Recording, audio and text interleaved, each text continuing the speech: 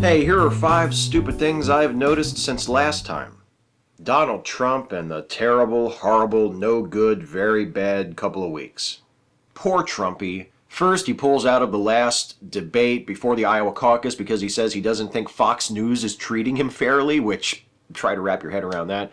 Then, a woman who had been an important member of his Iowa campaign staff sues the campaign for gender discrimination.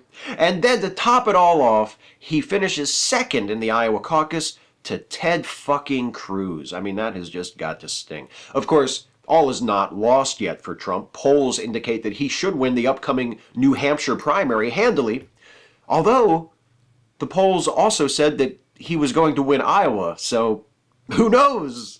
I mean, he might end up losing New Hampshire to Jeb Bush. It could happen. The real shame of it is they can't all lose.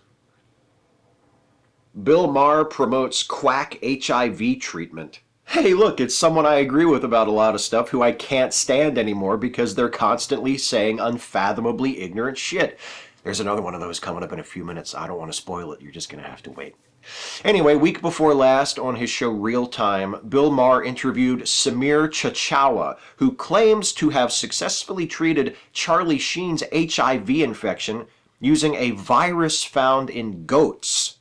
Now, there is not a shred of evidence to support this. Chachawa's HIV treatment seems to be a bogus and dangerous bit of pseudoscience, but what the hell? Why should that stop him from getting to be interviewed on a national television show by a cluelessly credulous host? New rule. You don't get to make fun of the gullibility of religious folks when you use your platform to celebrate the likes of this guy. Pro-rape group organizes meetups in dozens of countries. The pickup artist and rape legalization advocate who calls himself Roosh V attempted to organize meetups with like-minded people in over 36 countries around the world last week, then announced just a couple of days before the meetings were supposed to happen that he was canceling them all because, due to the overwhelming backlash against him and his organization, he could no longer guarantee the safety or the privacy of anyone who attended one of the meetings. So, let me get this straight.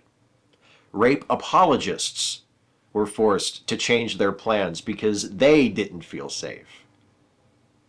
What a delightful switch. School sued for teaching about Islam.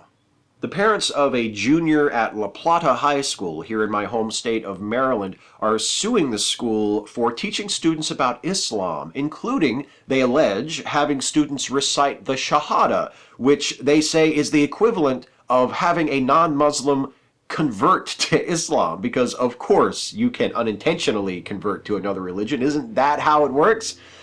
The school says that the lessons about Islam are just part of a unit on the Middle East, and they point out that when students study India and China, they also learn about Hinduism and Buddhism. That's interesting. I wonder why no one has ever sued them about that.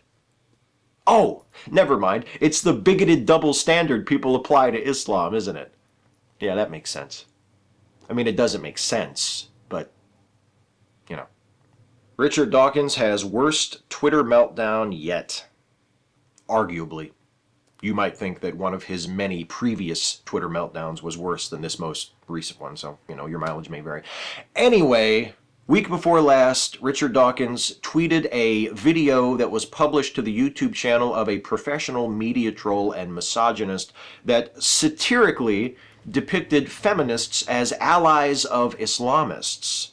Dawkins later deleted the tweet reluctantly, but offered no apology and seemed genuinely confused as to why anyone would have been upset with him for it. After all, he didn't make the video. He just recommended it to his over 1 million Twitter followers. As a result of this embarrassing debacle, Dawkins was disinvited from the upcoming Northeast Conference on Science and Skepticism, to which I say, good, and it's about fucking time. It seems that nothing can prevent Dawkins from continuing to make an ass of himself on social media, but that doesn't mean the rest of us have to keep paying attention. Speaking of which, who wants to go for a beer during Dawkins' speech at the Reason Rally? Anybody? Let me know. The hardest part is only picking 5. Catch you next time. Hey folks, hope you enjoyed this video. If you did, please like it and share it and subscribe to this channel if you're not subbed already. And also, please consider helping me to make more videos like this one by supporting this channel through Patreon. You can go to patreon.com/Steve Shives to become a patron. Thanks again for watching.